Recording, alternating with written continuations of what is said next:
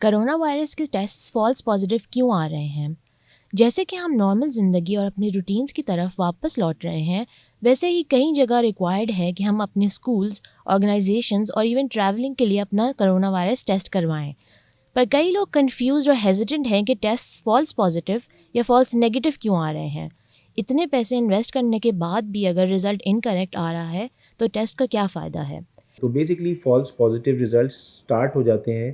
False negative and false positive کا جو آپ نے سوال پوچھا وہ ایک سب سے پہلے ٹیسٹنگ سیمپل کا لینے کا طریقے سے بھی ہوتا ہے۔ بیسکلی کوئی بھی ٹیسٹ دنیا کا جو ہے وہ 100% نہیں ہوتا۔ There is always chance of positivity, false positivity and false negativity in all the test available. جو ہے وہ اس کو ٹیکنالوجی اس طرح ہوتی ہے کہ وہ منیمائز کرنا ہوتا ہے اس کو۔ اگر ایک بہت ہی اچھی کوالٹی کی کٹس وغیرہ استعمال ہو رہی ہوں، اچھی مشینیں استعمال ہو رہی ہوں، تو فالس پازیٹیوٹی یا فالس نیگیٹیوٹی بہت کم ہو جاتی ہے۔ تو پی سی آر تو گولڈ اسٹینڈرڈ ہے اور وہ آئیڈینٹیفیکیشن کے لیے بیسٹ ہے۔ اچھا، اب اس کے بعد ایک ٹیسٹ آیا تھا IgM/IgG اینٹی باڈیز کا، ٹھیک ہے۔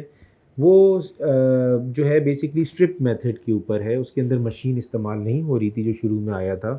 تو آپ سمجھیں کہ اپروکسیمیٹلی اگر آپ اسے false positive and false negativity دیکھیں تو اس کی تقریباً سمجھیں 30% یا 25% false positive and false negative ratio تھا IgM/IgG اینٹی باڈیز جو اسٹرپس پہ تھی، اور یہ زیادہ تر یہ چائنیز آ رہی تھیں۔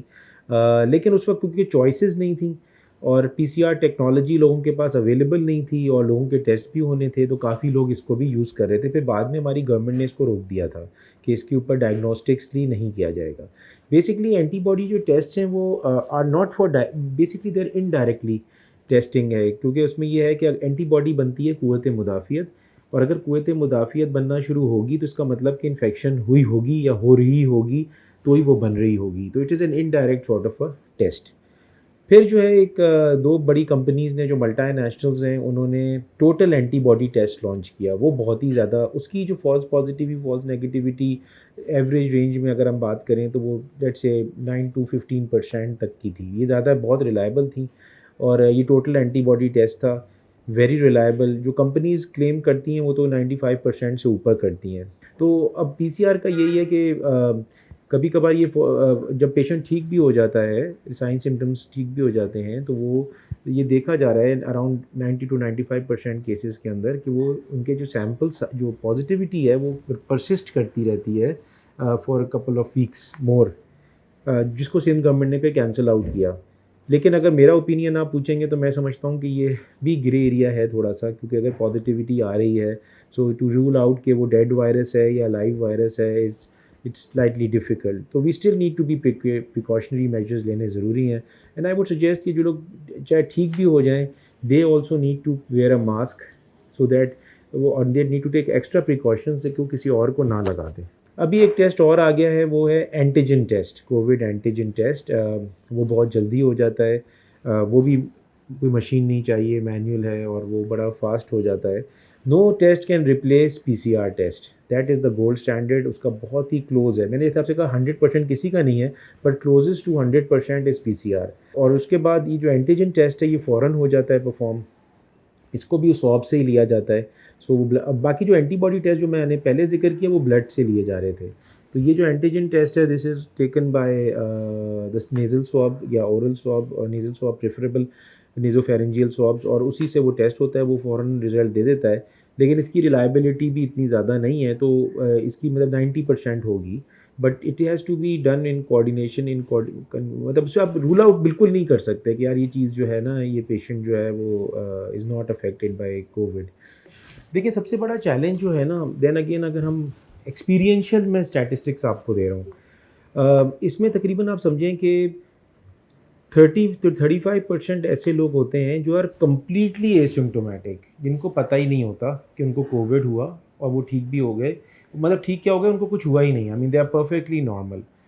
اراؤنڈ 40% 45% ایسے لوگ ہوتے ہیں جن کو ہلکا سا فلو ٹائپ ہو جاتا ہے، and they take a Panadol, body x ہوئے، سر میں درد ہوا، تھوڑی تھکن ہو رہی تھی، اور وہ پیراسیٹامول پیناڈول لیتے ہیں، second day they are fine and they are going back to work. تو دیکھا جائے تو پری ڈومیننٹ جو پرسنٹیج ہے وہ ان لوگوں کی آتی ہے۔ اچھا پھر جو سیریس ہوتے ہیں وہ تو 2 to 3% ہوتے ہیں، اور اب اس وقت جو نیا وائرس آیا ہے جو انگلینڈ سے میوٹیٹ ہو کے آیا ہے، اٹ از پریٹی ڈینجرس، کیونکہ وہ اس کی ٹرانسمیسیبلٹی بھی زیادہ ہے اور وہ لوگوں پہ افیکٹ بھی زیادہ کر رہا ہے. اور ابھی پہلے یہ دیکھا جا رہا تھا کہ زیادہ تر جو لوگوں کی ڈیتھس ہو رہی تھیں وہ دیور آفٹر 70 ایئرز یا 65+ تھے، لیکن ابھی دیکھا گیا ہے کہ کچھ ڈیتھس ایسی بھی ہوئی ہیں جو کہ ان دے 50s تھے. سو یعنی پریکاشنز لینا بہت زیادہ ضروری ہے. بیسکلی یہ جو وائرس ہے یہ کنٹینیوسلی میوٹیٹ کر رہا ہے، 1000 ٹائم سے زیادہ میوٹیٹ کر چکا ہے، اور یہ اس کی شکل بھی چینج ہو رہی ہے، اور یہ اپنے آپ کو الگ الگ کنٹریز میں جا کے جب جاتا ہے تو وہاں کی لوگوں کے ساتھ اٹیچ ہو کے انفیکٹ ہو کے جب باہر نکلتا ہے تو یہ اپنے آپ کو سروائیول آف دا فٹسٹ کی کہانی ہے. And this virus is continuously mutating, اور بہت امپورٹنٹ ہے. ایون تبھی اسی وجہ سے کہا گیا ہے کہ جو لوگ کووڈ پازیٹیو تھے اور وہ انفیکشن ان کے اندر تھی وہ ریکور کر گئے، وہ بھی ویکسینیشن لگائیں گے.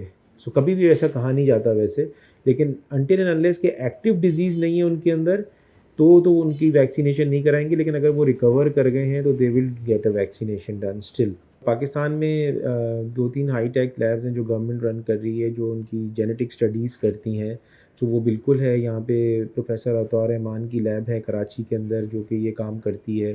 اینڈ باقی جو ہے وہ ویریئنٹس جو ہیں وہ دل کیپ آن کمنگ، اور لاک ڈاؤنز بھی کافی جگہوں پہ ہو رہے ہیں، جیسے آپ کو پتہ ہے کہ انگلینڈ کے اندر بھی ہوا، تو یہاں پہ بالکل یہ اسٹڈیز ہیں، لیکن ان جنرل نہیں ہو رہا.